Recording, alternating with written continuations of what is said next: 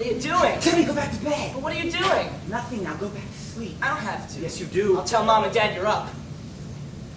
All right, fine. You can stay up, but you have to be quiet. Okay, I will.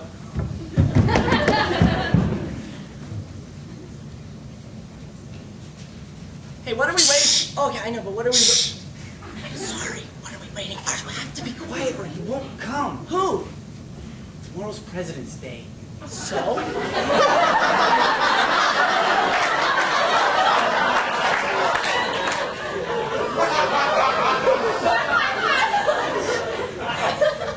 If you leave a hat out the night before President's Day, Abraham Lincoln will come and leave you proclamations and declarations for you to find in the morning. Really?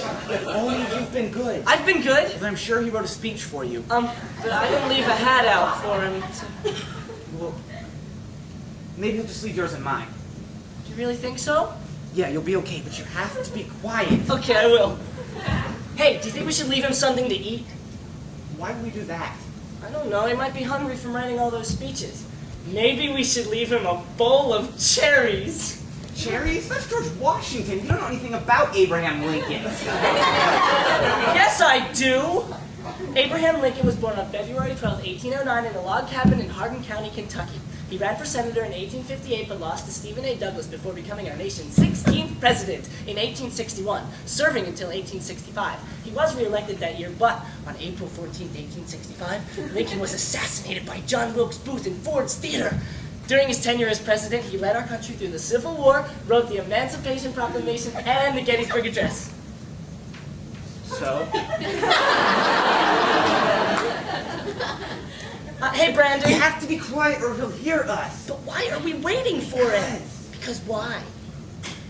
Because if we're quiet, he won't hear us, and then when he's stuffing our hat, I'll throw this blanket around him and we'll catch him and put him in our closet, and then he'll write speeches for us all the time.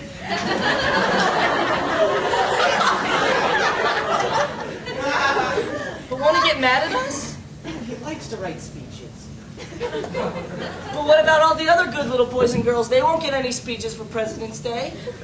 Well, if they want speeches that bad, they'll just have to write them on their own. Oh, that is not fair, Brandon. And if you do that, I'm going to tell Mom and Dad that you kidnapped Abraham Lincoln, and they're going to spank you. All right, fine.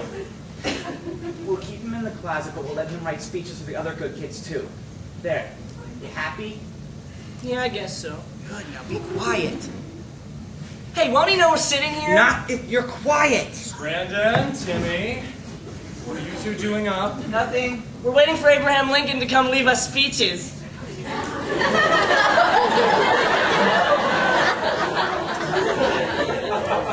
All right, boys, I think it's time we had a talk. I want both of you to come over here.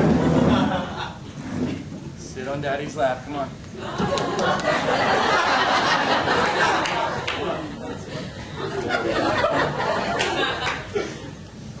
Brandon, Timmy, I think it's time that you both knew the truth. Boys, there is no Abraham Lincoln. What about the Emancipation Proclamation? And the Gettysburg Address and Ford's Theater, I mean, they're real. Son, Abraham Lincoln is no more real than Paul Bunyan, Roy Orbison, or Santa Claus. Santa brings us Christmas presents every year. Yeah, and Roy Orbison's career spanned 4 decades with chart-topping songs such as Only the Lonely and Oh Pretty Woman. He was even inducted in the Rock and Roll Hall of Fame in 1987. No, boys, no. These are all myths, legends, folk tales, and you know, I think it's high time for both of you boys to drop these silly little fantasies and enter the adult world. But Dad, I'm only 8. 5. That is not an excuse, boys!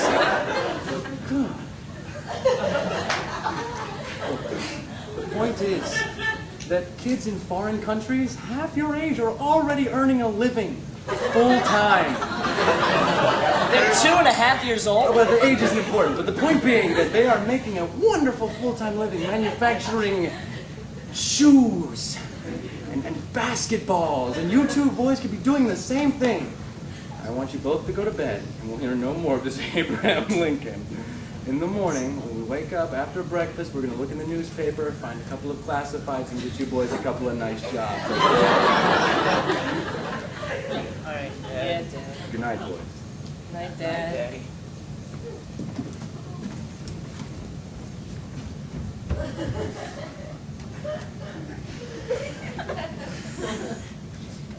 Ho, ho, ho! 407 years ago, happy President's Day, and to all a good night. See, I told you.